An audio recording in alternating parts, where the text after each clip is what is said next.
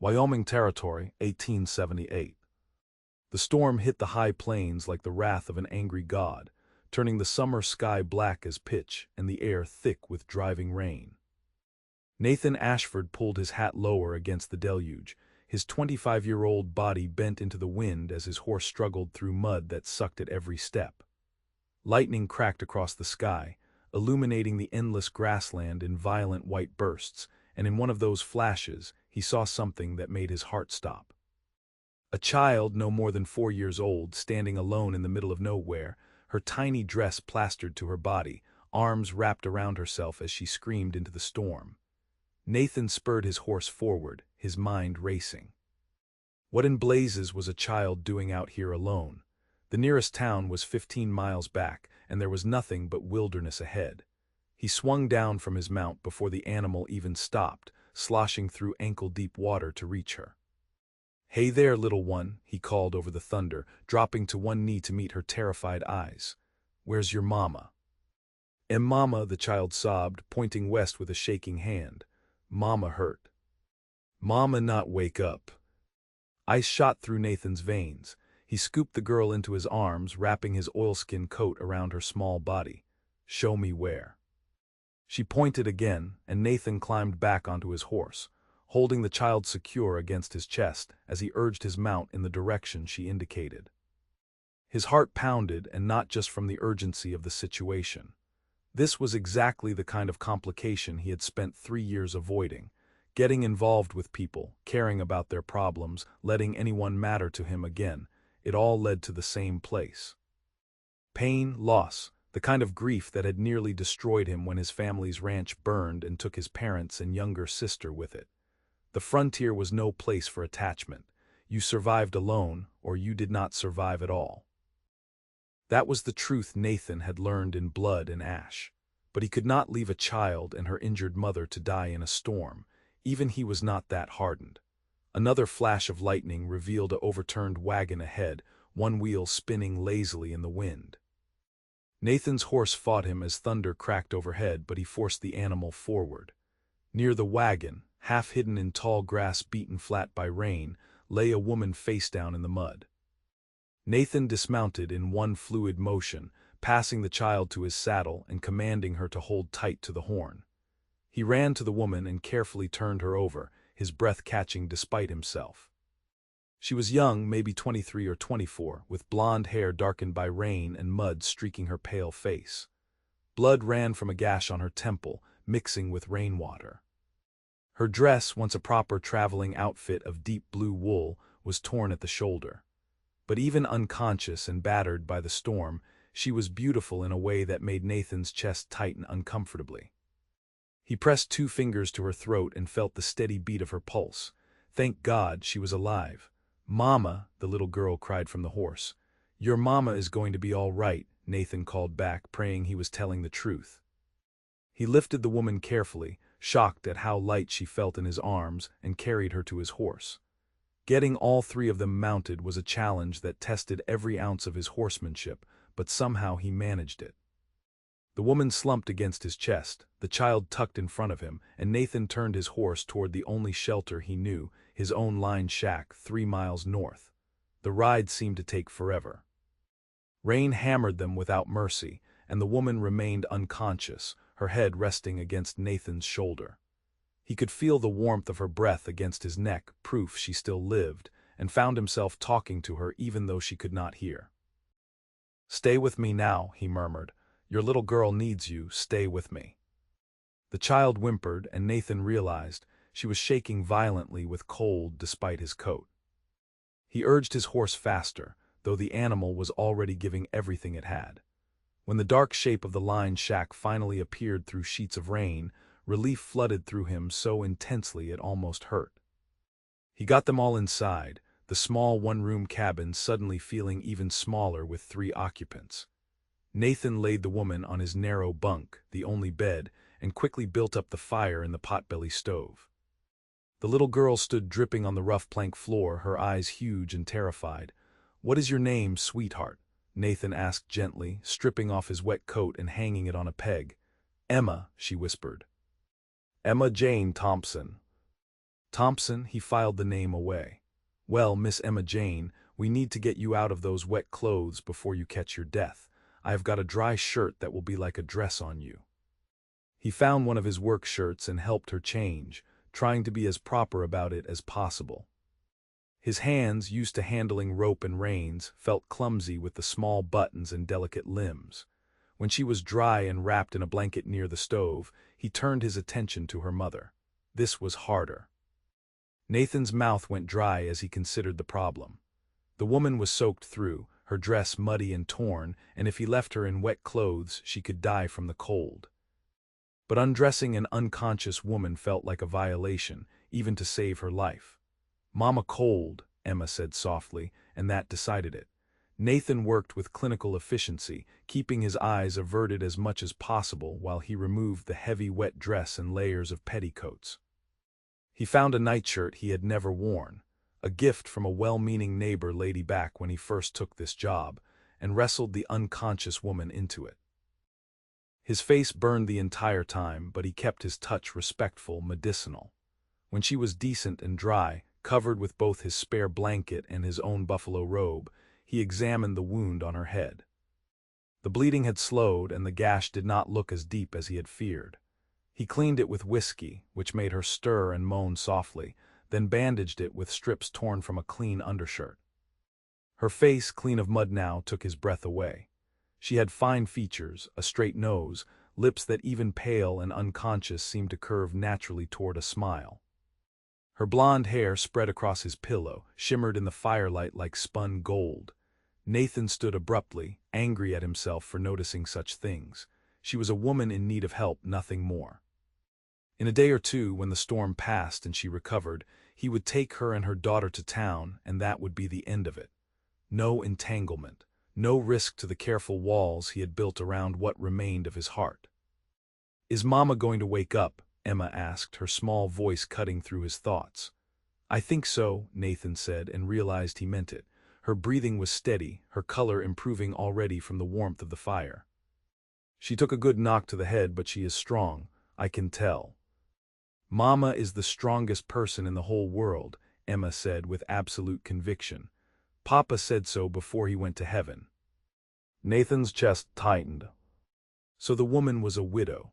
That explained why she had been traveling alone with a child, though not where she had been going or why. He started to ask, but Emma's eyes were already drooping. The child was exhausted. He made a pallet on the floor near the stove with saddle blankets and what remained of his bedding. "Come here, Miss Emma, you need to sleep." She came without argument, and he tucked her in carefully. Within moments she was asleep, her small face finally peaceful. Nathan stood and looked around his cabin.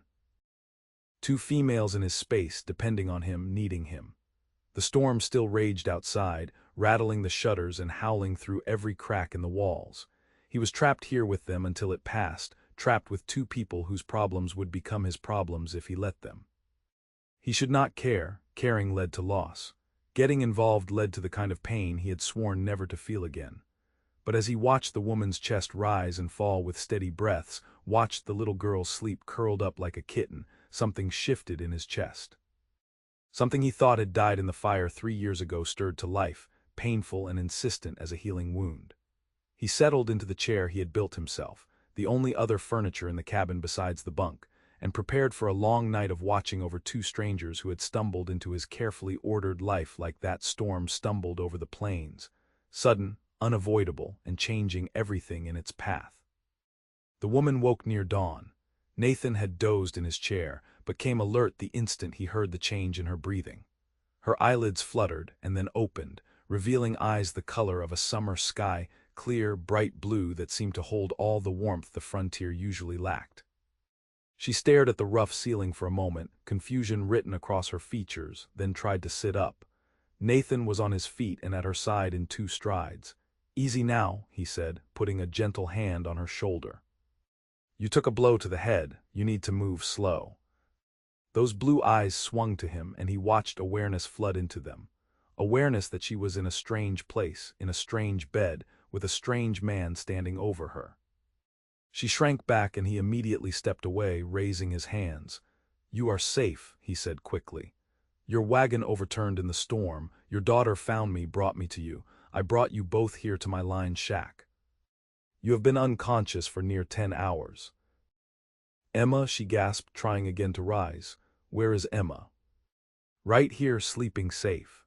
Nathan gestured to the small form by the stove, and the woman's whole body sagged with relief so profound it was almost painful to witness. Thank God, she whispered, and tears spilled down her cheeks. Oh, thank God. Nathan found himself looking away from her emotion, made uncomfortable by its rawness. He busied himself at the stove, ladling water from the kettle into his only cup. You should drink something, then I can make some coffee and breakfast. Emma will be hungry when she wakes. The woman accepted the cup with shaking hands. She drank deeply, and he saw her wince as the movement pulled at her injuries. She was battered, he realized, not just her head. Her left wrist was swollen, possibly sprained, and she moved like her ribs hurt. What is your name? He asked, keeping his voice gentle. Julia, she said softly. Julia Thompson. And I know Emma already told you her name because she never meets a stranger. A ghost of a smile touched her lips, transforming her face from merely beautiful to luminous. Thank you for helping us, Mr. Nathan Ashford. And no need for thanks, could not very well leave you to drown. Still, you saved our lives. Her blue eyes held his, and Nathan felt something pass between them, a connection he did not want and could not name. He looked away first. What were you doing out in that storm? Where were you headed? Julia's face clouded.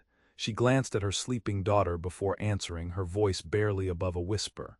Anywhere, we had to leave Cheyenne. Had to get away. The way she said it raised alarm in Nathan's mind. Are you running from someone?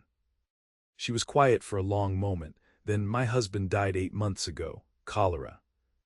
He was a good man, a carpenter, and we had a small house, a good life. But after he passed, his brother came, said the house was his by rights and that I should be grateful he was willing to keep me on as his. She stopped, her cheeks flushing with shame. Nathan's hands clenched into fists. He did not need her to finish to understand what the brother had proposed. So you ran. I took what I could fit in the wagon, sold everything else, and I left. I had friends in Denver. I thought we could make it there, start fresh, but she gestured weakly at the cabin around them. The storm came so fast. One moment it was clear, the next the wind was so strong it pushed the wagon right over. I hit my head on something, and after that I do not remember anything until just now. Your friends in Denver, they are expecting you. Julia shook her head. No, I did not want to risk a letter that his brother might find. I was just going to show up and hope. She trailed off, and Nathan heard the desperation underneath the words. She had fled with no real plan, no guarantee of help, just hope and a mother's fierce need to protect her child. It was foolish. It was dangerous. It was exactly the kind of impulsive, emotional decision that got people killed on the frontier. It was also the bravest thing Nathan had heard of in a long time. Denver is a long way still, he said carefully, near 200 miles. You will need time to heal before you can travel again. I know, Julia's voice cracked. And I have no money to impose on you for room and board, no way to pay you back for your kindness. I can work, though. I am a decent cook, and I can clean, mend, anything you need. Just a few days until I am well enough to move on, and I will earn our keep, I promise. Nathan opened his mouth to argue, to say that was not necessary, but stopped himself. He heard the pride in her voice, saw the way she held herself despite her injuries and fear. She was not asking for charity. She was offering fair trade, and to refuse would wound her dignity. A few days then, he agreed. Until you are healed and the roads dry out enough for travel. And yes, I would appreciate a decent meal. My cooking is nothing to write home about. Relief flooded her face, and Nathan felt his carefully constructed walls crack just a little wider. He told himself it was just a few days. Then she would be gone, off to Denver and out of his life, and everything would go back to the way it had been. Safe, alone, exactly how he needed it to be. Emma woke hungry and chattering, her resilience a testament to the adaptability of children. She showed no trauma from the previous night's ordeal, just delight at the adventure of being in a new place with her mother safe. She peppered Nathan with questions while he made breakfast, rough fare of bacon, beans, and pan biscuits that Julia watched with an appraising eye. "You got any dried apples?" Julia asked, already trying to stand despite Nathan's protests. "Some in that barrel." She found them and soaked them in water from the kettle, then borrowed his bit of cinnamon and sugar, and somehow turned his plain biscuits into something that smelled like heaven. She moved slowly, clearly in pain, but with determination that Nathan reluctantly admired. They ate together at the small plank table Nathan had built, Emma keeping up a steady stream of chatter about their wagon, about their old house, about a cat named Whiskers she had to leave behind. Julia smiled and responded, but Nathan saw the exhaustion in her eyes, the way she held her ribs when she thought no one was looking. "You should rest more," he said when the meal was finished. "I will clean up." "Nonsense. You saved our lives, the least I can do is wash dishes." But when she stood, she swayed, and Nathan caught her elbow to steady her. The contact sent a jolt through him, unexpected and unwelcome. Her skin was soft and warm under his calloused hand, and she looked up at him with those clear blue eyes, her face so close he could see flecks of darker blue in her irises, like bits of sky at twilight. "I am fine," she said, but did not pull away. "You are stubborn," he countered, but his voice came out softer than he intended. "Mama is very, very stubborn," Emma announced cheerfully. "That is what Papa always said. He said Mama could outstubborn a mule." Julia laughed, the sound bright and unexpected, and Nathan found himself smiling despite everything. "Your Papa was a wise man." "He was," Julia said, her laughter fading into something more tender. "He really was."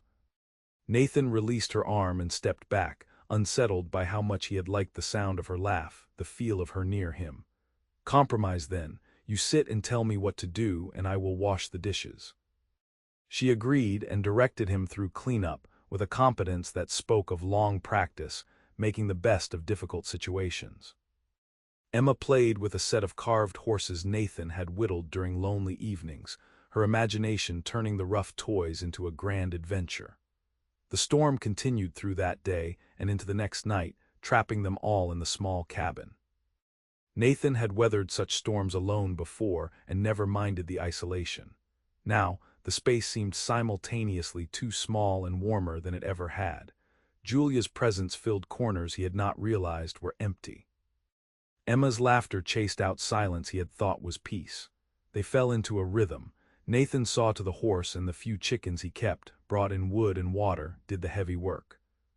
Julia cooked meals that transformed his plain supplies into something worth savoring, mended a pile of shirts that had been sitting in his trunk with missing buttons for months, and somehow made the rough cabin feel almost like a home.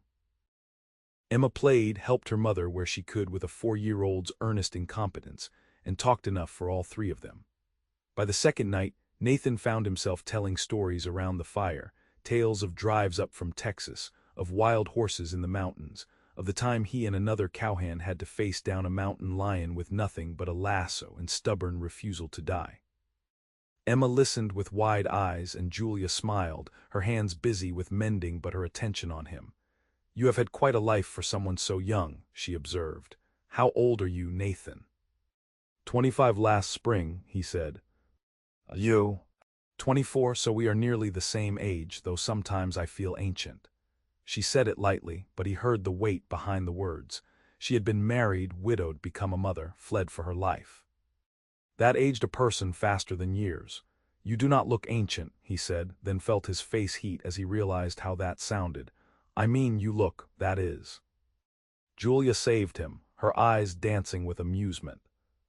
"I know what you mean, thank you." Emma had fallen asleep in Julia's lap, and Nathan watched as she stroked her daughter's hair with infinite gentleness. Something in his chest ached at the sight, a longing he thought he had killed along with every other soft emotion 3 years ago. "Tell me about your family," Julia said softly. "You are working a line shack alone. That seems lonely for someone so young." Nathan's jaw tightened. "No family to tell about. They are gone." "I am sorry," and she sounded like she meant it, her voice full of an understanding that came from her own loss. Recently. 3 years fire took our ranch, took them with it. I was in town selling horses. By the time I got back there was nothing but ashes. The words came out flat, emotionless, the way he had trained himself to say them. Nathan, Julia's voice broke on his name. That is, I cannot imagine. No wonder you are out here alone. It is safer that way, he said, the words escaping before he could stop them. The frontier takes everything eventually. Better not to have anything to lose. Julia was quiet for a long moment. Then, is that really how you want to live? Empty so you cannot be emptied, alone so you cannot be left alone. Her words hit too close to truths he did not want to examine. Nathan stood abruptly. I will check on the horse. He grabbed his oilskin and went out into the rain, needing distance from her insight, from the way she looked at him like she could see through his carefully constructed armor to the wounded man beneath. The storm was finally breaking, the rain lighter, the wind dying down. By morning the roads would be passable. Julia and Emma could continue their journey to Denver, and Nathan's life would return to normal. Solitary, safe, empty. He stood in the rain longer than necessary, letting it soak through his coat and chill him, welcoming the discomfort as a distraction from the uncomfortable warmth that had taken root in his chest over the past 2 days. When he came back inside, Julia had put Emma to bed on the pallet and was sitting in his chair, staring into the fire. She looked up as he entered, and something in her expression made his breath catch. Nathan, I am sorry if I overstepped, she said. Your life is your own business, and I had no right to question your choices. You did not overstep, he heard himself say. You just saw too clearly. Grief makes us do strange things, Julia said softly. After my husband died, I almost did not leave the house for a month. Emma is what saved me. I had to keep living for her sake. But you lost everyone at once. No wonder you are hiding. I am not hiding. Then what do you call this? A lined shack in the middle of nowhere, no friends, no connections, just you and your walls. She stood and crossed to him, and in the firelight she looked like something from a dream, golden-haired and lovely, despite her fading bruises and plain borrowed nightshirt. That is not living, Nathan. That is just not dying. Maybe not dying is enough, but even as he said it, he knew it was a lie. These past 2 days, trapped in the storm with Julia and Emma, he had felt more alive than he had in 3 years. Their presence had forced him out of the numb, gray existence he had been calling life, made him feel things he thought he never would again, made him want things he had no right to want. What if it is not enough? Julia whispered, and she was so close now he could smell the lavender soap she had used, see the way the firelight caught in her hair. What if there could be more? What if the frontier does not have to mean isolation? What if it could mean possibility? Nathan's heart hammered in his chest. He knew he should step back, put distance between them, but his body would not obey. Julia. I see you, she said, and her hand came up to rest gently on his chest, right over his racing heart. I see how good you are, how kind, despite all the reasons you have to be hard and bitter. I see how you look at Emma, at me, when you think we are not watching, like we are precious. Like we matter. You do matter, he said, the words pulled from somewhere deep and honest. That is the problem. Why is that a problem? Because in 3 years, I have not let anyone matter. I have not risked caring, not risked. He stopped, but her eyes held his, encouraging understanding. Not risked being hurt again, she finished for him. I understand that fear, Nathan, I do. When my husband died, I thought I would never feel anything but grief again. And then his brother threatened us, and suddenly I had to fight, had to protect Emma, had to believe there was still good in the world worth running toward. You are part of that good. These 2 days here, despite everything, I have felt safer and happier than I have in months, because of you. Nathan's hand came up to cover hers where it rested on his chest. Her fingers were delicate under his rough palm, but he could feel strength in them, the strength of a woman who had survived loss and fear and kept going anyway. What are you saying? He asked, though he thought he knew, hoped he knew, feared he knew. I am saying I feel something for you, Julia said, her voice trembling slightly but her gaze steady.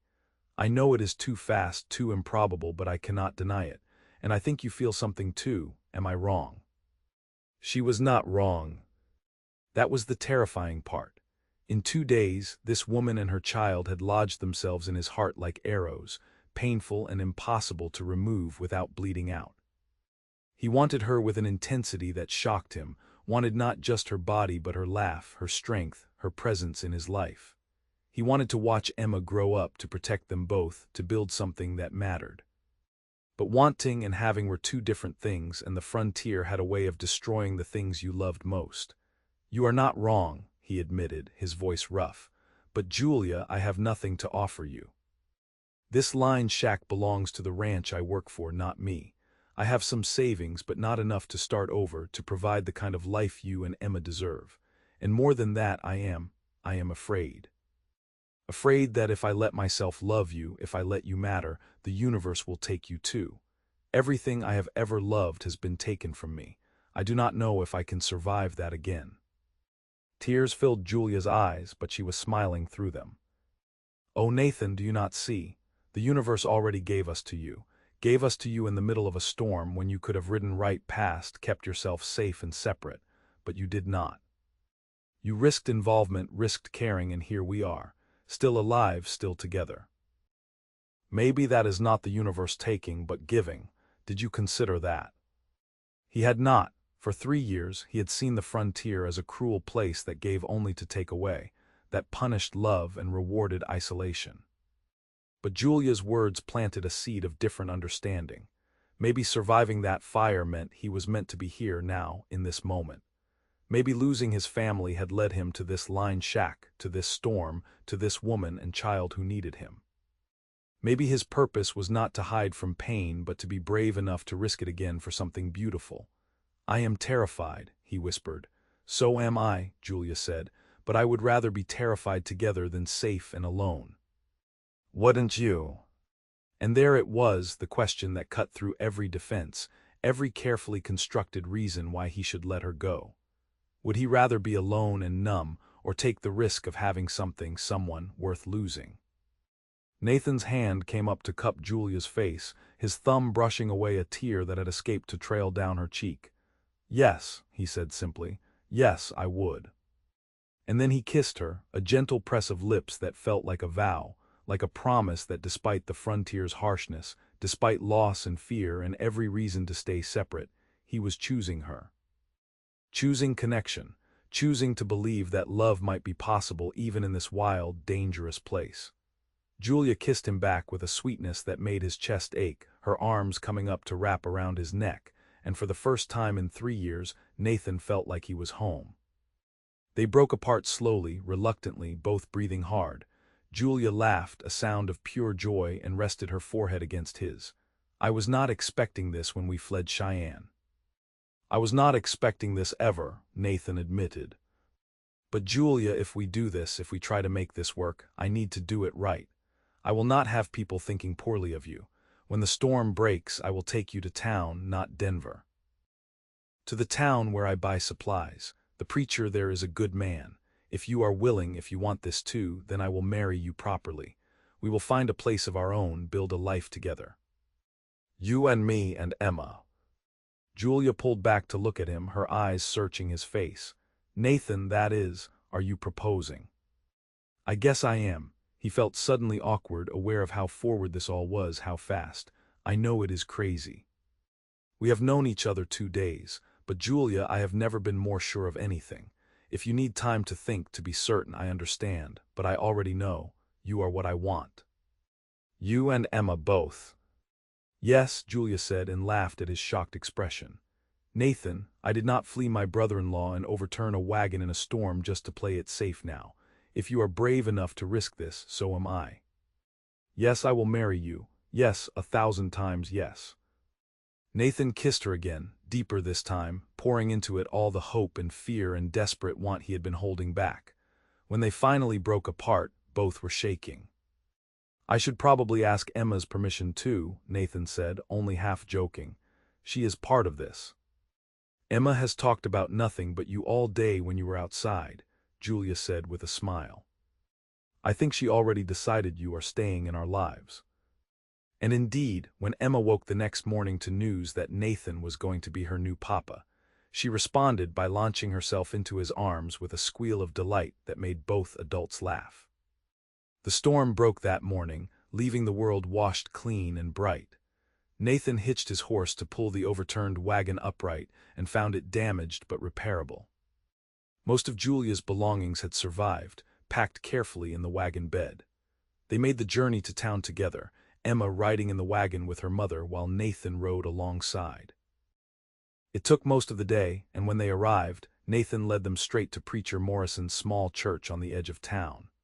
The preacher was surprised but pleased, and asked only enough questions to ensure Julia was a widow and free to remarry, and that both parties were entering into this union willingly.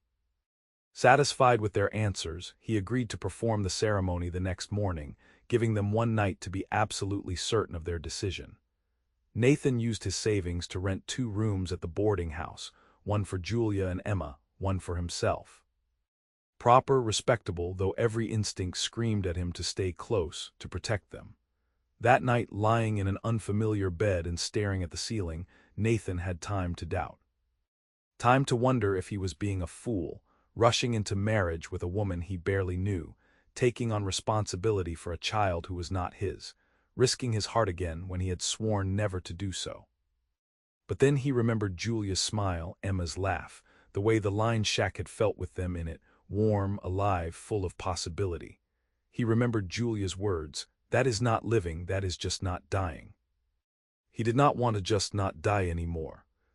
He wanted to live fully and completely, with all the risk and fear and potential for pain that entailed.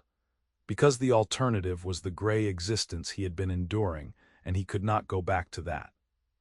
Not now that he knew what he had been missing. The ceremony the next morning was simple but beautiful. Julia wore the best dress salvaged from her wagon, a soft green that brought out the blue of her eyes. Emma wore a white pinafore and carried wildflowers Nathan had picked at dawn. He wore his cleanest shirt and the suit coat he had not touched since his parents' funeral, brushed free of dust and pressed by the boarding house proprietress. Preacher Morrison spoke about faith and love, about the frontier being a place where people came to start over, to build new lives from the ashes of old ones. Nathan felt each word like it was spoken directly to his wounded soul. When the preacher asked if he would take Julia as his wife, to have and to hold from this day forward, for better or worse, in sickness and health, Nathan's voice rang out strong and certain. "I will." Julia's voice trembled but was equally certain when she made the same vow. And when Preacher Morrison pronounced them husband and wife, when Nathan kissed his new bride in the small church with Emma cheering and clapping between them, he felt the last of his protective walls crumble. He was vulnerable now, his heart exposed, with everything to lose, but he also had everything to gain. The problem of where to live and how to provide for his new family weighed on Nathan immediately. His line shack job would not support a wife and child, and the cabin itself was too small and isolated. But that first night, staying again in separate rooms at the boarding house despite being married, because Julia insisted on proper form until they had a real home, Nathan lay awake making plans. By dawn he had decided. He would go to the ranch owner, explain his situation, and ask for better employment. If that failed, he would find other work in town. He was young, strong, skilled with horses and cattle and carpentry. Surely someone needed those skills. But when he presented himself at the ranch headquarters the next morning, he found an unexpected ally. Mr. Henry Clark, the owner, listened to Nathan's halting explanation of his marriage, then surprised him by breaking into a broad smile. "About time you rejoined the living, son," Clark said, clapping him on the shoulder. "I have been worried about you these 3 years, watching you hide away in that lined shack like a hermit. A wife and child are just what you need." "Sir, I need to ask about other work. Something with better pay, closer to town so my family can have a proper home."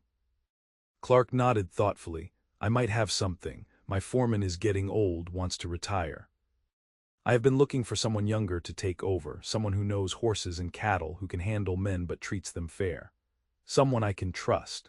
The pay is good, and there is a house that comes with the job, nothing fancy but solid 3 rooms, near enough to town for your wife to have neighbors. Would you be interested? Nathan's heart leaped. Sir, I would be very interested, but I have to ask, why me? There are men with more experience. Experience is not everything. You have integrity, Nathan. In 3 years you have never shirked a job, never complained, never caused trouble. You are good with animals, and that tells me plenty about a man's character. And now you are showing responsibility, thinking of your family first. That is the kind of man I want running my operation. Clark extended his hand. Job is yours if you want it. Nathan shook firmly, his throat tight with emotion. Thank you, sir. You will not regret this. I know I will not. When can you start? Give me 3 days to move my family in, get them settled. Then I am yours. Clark agreed and gave Nathan the keys to the foreman's house that very day. Nathan rode back to town feeling like he was floating, like the universe Julia had spoken of was indeed giving, not just taking. The house was more than he had dared hope, a sturdy frame building with a real wood floor, glass windows, and a stone fireplace. The 3 rooms included a front room with a kitchen area, a bedroom, and a smaller room perfect for Emma. There was even a barn and a small garden plot. When Nathan brought Julia and Emma to see it, Julia's reaction made every fear and doubt worthwhile. She walked through the empty rooms with tears streaming down her face, touching walls and windows like they were precious, while Emma ran from room to room declaring it a palace. Nathan, it is wonderful, Julia breathed. I never dreamed we would have something this nice. How did you manage this? He explained about the foreman position, and Julia threw her arms around him, holding tight. I am so proud of you, so grateful. I know you are doing this for us, but I want you to know it is for you too. You deserve this fresh start as much as we do. They spent the next 3 days turning the empty house into a home. Julia proved to be resourceful, stretching Nathan's remaining savings to purchase necessities and making what she could not afford. She sewed curtains from cheap fabric, found furniture at the general store owner's barn where he kept items traded for goods, and bargained with the skill of someone who had learned to make every penny count. Nathan built shelves and repaired the barn and laid in supplies for the coming months. Emma helped where she could and played where she could not, filling the house with laughter and endless questions. On their 3rd night in the house, Emma finally asleep in her new room, Nathan and Julia stood together in what was now their bedroom. The tension that had been building between them since the wedding, held in check by propriety and practicality, suddenly became impossible to ignore. I am nervous, Julia admitted, her cheeks flushing prettily. It has been so long since and we barely know each other really, even though we are married. Nathan drew her close, his hands gentle on her waist. We will go slow. We have the rest of our lives to learn each other. There is no rush. But the way she looked up at him, her blue eyes dark with want, suggested she disagreed about the rush. When she pulled his head down to kiss him, there was nothing tentative about it. And when they came together that night, it was with a passion and tenderness that made Nathan understand this was not just physical joining, but a binding of souls, a sealing of vows, a promise that despite everything, they chose each other.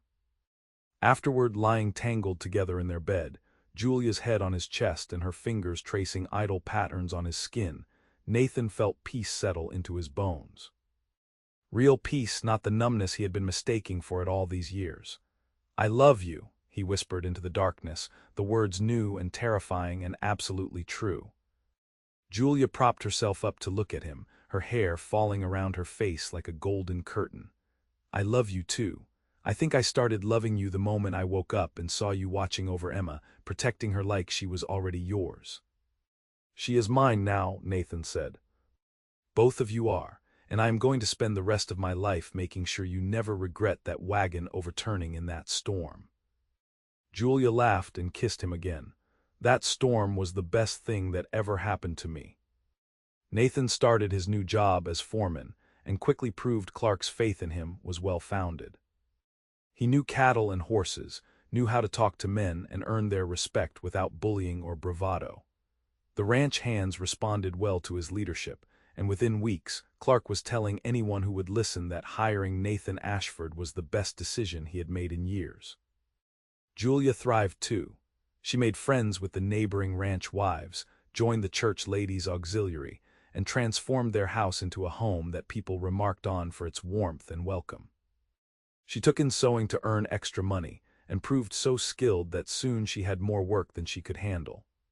Emma started school in the one-room schoolhouse in town, riding in each morning with Nathan when he went to check on the ranch operations near town, and riding back with him each evening.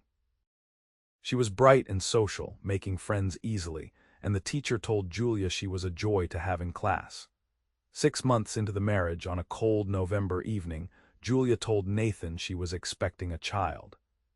He responded by picking her up and spinning her around, both of them laughing like fools, until Julia shrieked at him to put her down before he made her sick.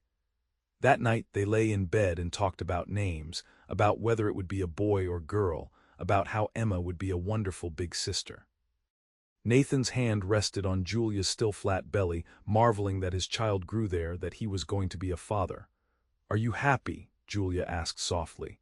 "Happier than I ever thought I would be again," Nathan said honestly. "You gave me back my life, Julia, you and Emma both." "You gave us ours too," she countered. "We saved each other, Nathan, that is what love does." Winter came hard that year, with blizzards that buried the prairie under feet of snow. But the Ashford house stayed warm, the family inside safe and content. Nathan made sure they had plenty of wood and food, and on the worst days when he could not get to the ranch, he stayed home and played with Emma, read to Julia, and worked on building a cradle for the baby. Emma was ecstatic about becoming a big sister. She talked constantly about the baby, made drawings of what she thought the baby would look like, and informed everyone she met that she was going to teach the baby everything important. When spring came and the snow melted, revealing the world washed clean and green, Julia's pregnancy was obvious. She grew round and beautiful, glowing with health and happiness. Nathan could hardly take his eyes off her. "You are staring again," she teased one evening as they sat on the porch watching Emma chase fireflies in the twilight. "Can't help it. You are beautiful." "I am fat." "You are growing our child. That is the most beautiful thing in the world." Julia reached over and took his hand, lacing their fingers together. "Do you remember what you told me that first night, about how you thought the frontier took everything?" "I remember." "Do you still believe that?" Nathan looked out at the land stretching away in all directions, harsh and beautiful, and full of both danger and promise. He thought about the life he had built here, about the woman beside him and the child playing in the yard and the baby coming soon. He thought about how close he had come to missing all of this, staying locked in his grief and fear. "No," he said finally. "I think the frontier takes, but it also gives. It took my first family, but it gave me you. It is hard and dangerous and unforgiving, but it is also full of possibility for those brave enough to try." "You taught me that." "We taught each other," Julia said. "I was so lost when you found us in that storm, Nathan. I was running with no plan, just desperate hope. You gave me hope, a home, gave me a reason to believe good things were still possible." "You are my miracle." "You are mine," Nathan replied and meant it with everything in him. Emma ran up to the porch, her jar full of fireflies glowing softly in the gathering dark. "Look, Papa, I caught 12. "Papa." She had started calling him that a month after the wedding, tentatively at first, then with growing confidence. Every time she said it, Nathan's heart swelled. "That is a lot of fireflies," he agreed solemnly. "What are you going to do with them?" "Let them go, of course," Emma said, as if he were silly for asking. "They are too pretty to keep trapped. Pretty things should be free." She opened the jar and the fireflies drifted upward into the night, their lights winking like earthbound stars. Emma watched them go with a satisfied smile, then climbed into Nathan's lap and leaned against his chest. "I love you, Papa," she said sleepily. "I love you too, sweetheart." Julia's eyes were bright with tears, her hand still clasped in his. The three of them connected in a moment so perfect Nathan wanted to hold it forever. The baby came in late June, on a hot morning when the air shimmered with heat and the world seemed to hold its breath. Nathan paced the front room while the midwife and two neighbor ladies attended Julia in the bedroom. Emma sat on the porch with Preacher Morrison's wife, who had come to watch her, both of them stringing beans and pretending not to notice Nathan's agitation. When the baby's cry finally pierced the air, Nathan's knees nearly buckled with relief. The midwife emerged a few minutes later, smiling broadly. "You have a son, Mr. Ashford, a big, healthy boy with a good set of lungs. And your wife did beautifully. You can go in now." Nathan entered the bedroom on shaking legs. Julia lay propped up against pillows, sweaty and exhausted and more beautiful than he had ever seen her, holding a small bundle wrapped in soft blankets. She looked up as he approached, and the love in her eyes nearly undid him. "Come meet your son," she said softly. Nathan sat carefully on the edge of the bed and looked down at the tiny face peeking from the blankets. The baby had a shock of dark hair, Julia's nose, and a serious expression that made Nathan's heart turn over in his chest. "He is perfect," Nathan breathed. "You are both perfect. Do you want to hold him?" Nathan took the baby carefully, terrified of dropping or hurting this impossibly fragile creature, and the moment his son settled into his arms, something fundamental shifted in Nathan's soul. This was his child, his son. Part of him and Julia, a living symbol of their love, of their choice to risk and hope and build despite the frontier's harshness. "We should name him after your father," Julia said. "What was his name?" "Robert," Nathan said, his voice thick. "Robert James." "Then Robert James Ashford it is," Julia smiled. "Robbie for short." Emma was allowed in to meet her new brother, and took her role as big sister very seriously. She stroked his tiny hand with one finger and announced he was the best baby she had ever seen. Over the following weeks, the house adjusted to the chaos of a newborn. Nathan stumbled through his days at work on too little sleep, but found he did not mind. Coming home to his family, to Julia nursing the baby by lamplight, to Emma chattering about her day, to the sweet domestic disorder of a house full of life, it was everything he had never known he wanted. One evening, when Robbie was about a month old, Nathan came home to find Julia in the garden with both children. Emma was helping her weed, carefully following instructions, while Robbie slept in a basket in the shade. The late summer sun turned Julia's hair to gold, and she was humming softly, a tune Nathan did not recognize, but that sounded like contentment given voice. He stood at the fence and watched them for a long moment, his throat tight. This was his family, his home. The life he had built from the ashes of his old one, with a woman who had shown him that courage meant not avoiding risk but embracing it, that love was not weakness but the greatest strength. Julia looked up and saw him, and her face lit with a smile that made him fall in love with her all over again.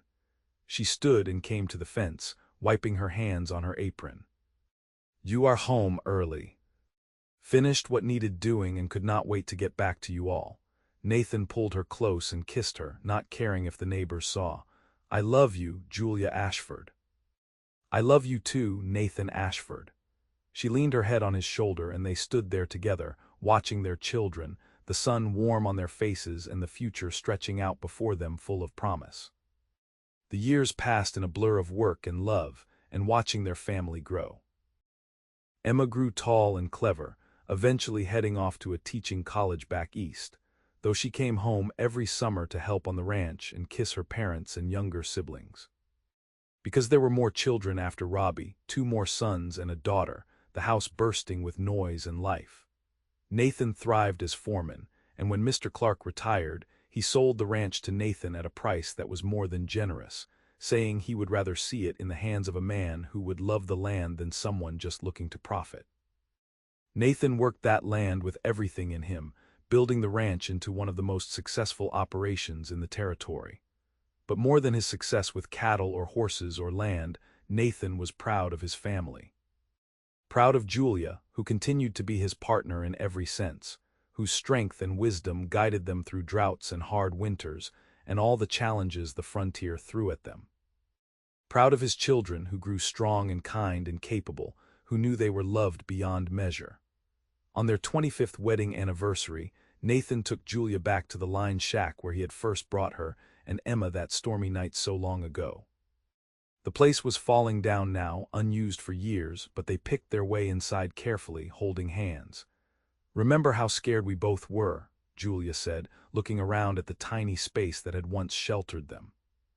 "You were so determined to stay isolated, so sure that love meant pain. And you were running with no plan, just hope." Nathan pulled her close, marveling that after 25 years and 5 children, she could still make his heart race. "We were both lost until we found each other." "That storm was the best thing that ever happened to me," Julia said, echoing words she had spoken on their wedding night. "It brought me to you." "It brought me back to life," Nathan replied. "You were right all those years ago. I was not living, just not dying. You taught me the difference." They stood in the ruins of the old line shack, remembering the scared, wounded people they had been, grateful for the storm that had forced them together, for the courage they had found to risk their hearts one more time. "Do you have any regrets?" Julia asked. Nathan looked at his wife, still beautiful to him after 25 years, her blonde hair now streaked with silver, her face lined with laughter and love and the honest wear of a life well lived. He thought about their children, their grandchildren starting to arrive, the life they had built on this harsh frontier through stubbornness and grace, and refusing to give up on each other. "Not a single one," he said, and kissed her there in the place where their story began, where a cowboy had found a lost little girl and her mother in a storm, and discovered that magic was not just in fairy tales but in the everyday courage of opening your heart one more time, of believing love could survive even the wildest of wild frontiers. They left the line shack hand in hand, heading back to the ranch where their family waited, where their legacy continued, where the love that had started in a storm had grown into something strong enough to weather any challenge the frontier could throw at it. Behind them, the old cabin settled further into its slow decay, but it had served its purpose. It had sheltered 2 lost souls just long enough for them to find each other, and in doing so, had changed the course of 2 lives forever. Nathan helped Julia into the wagon and climbed up beside her, taking the reins in one hand while the other found hers. As they drove toward home, toward the house filled with the sounds of their grandchildren playing, toward the life they had built together from hope and determination and love, Nathan felt nothing but gratitude. The frontier had taken much from him, but it had given more. It had given him Julia. It had given him Emma, who now taught school in town and visited every Sunday with her own family. It had given him 4 more children, strong and good. It had given him a home, a legacy, a life rich with meaning and connection. Most of all, it had given him the chance to learn that surviving was not the same as living, that walls kept out joy as surely as they kept out pain, and that the greatest courage was not in facing down outlaws or taming wild horses, but in daring to love again after loss, in choosing hope over fear, in believing that magic was not just possible, but inevitable when 2 hearts were brave enough to reach for it. As the sun set over the Wyoming plains, painting the sky in shades of gold and crimson, Nathan Ashford drove his wife home to the family they had built, to the life they had created from a chance meeting in a storm, and knew without doubt that he was the luckiest man who had ever lived. The magic that had started the night he found a little girl and her lost mother was not a fairy tale enchantment that faded with time. It was the everyday magic of choosing love, of building a life one day at a time, of facing the frontier's challenges together and emerging stronger for it. It was the magic of family, of home, of knowing that no matter what storms came, they would weather them together. And in the end, that was the greatest magic of all.